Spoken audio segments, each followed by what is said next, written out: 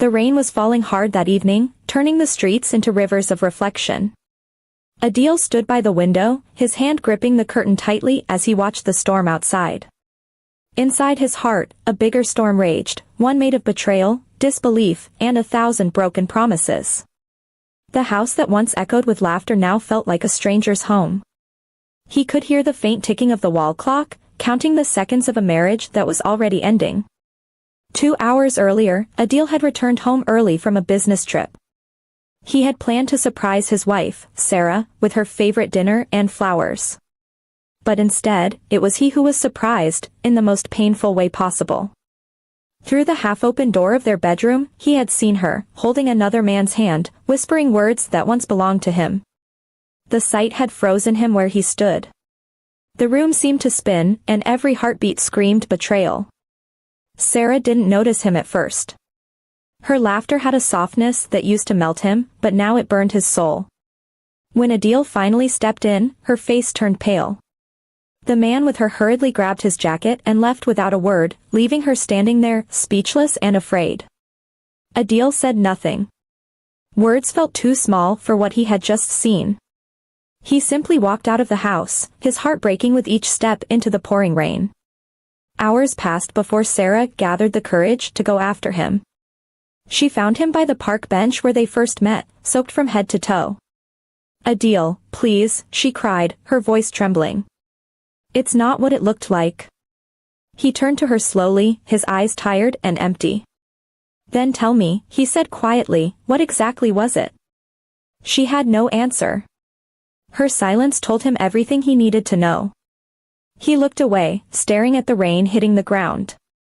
"I gave you everything," he said, his voice breaking. "My trust, my love, my loyalty. And you threw it all away, for what? For a moment's thrill?" Sarah tried to reach for his hand, but he stepped back. The distance between them was no longer measured in steps, it was measured in broken trust. When they returned home, the house felt colder than before. Sarah followed him, crying softly, but Adil said nothing. He went into their room and began packing a small bag. "Where will you go?" she asked through tears. "Anywhere but here," he replied. "This house used to be my world. Now it's just walls and lies." That night, the storm outside raged as fiercely as the one inside their hearts. Sarah sat on the floor, hugging herself, realizing what she had lost. She had thought she was missing excitement, that her marriage had become too quiet. But now she understood, peace had been a blessing, not boredom. The man she had hurt was the only one who truly loved her. Adil checked into a small motel on the edge of town. Sleep never came. Every time he closed his eyes, he saw her face, the one he had loved so deeply, now forever changed in his memory.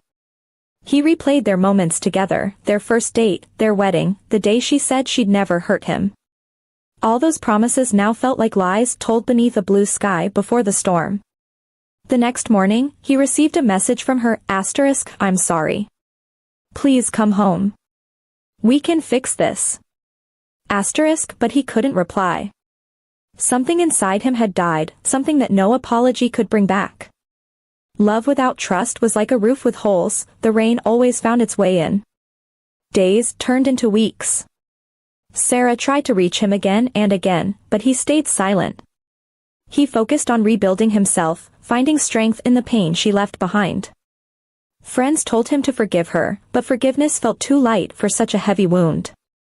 He didn't hate her, he just couldn't love her the same anymore. One afternoon, Sarah showed up at his workplace.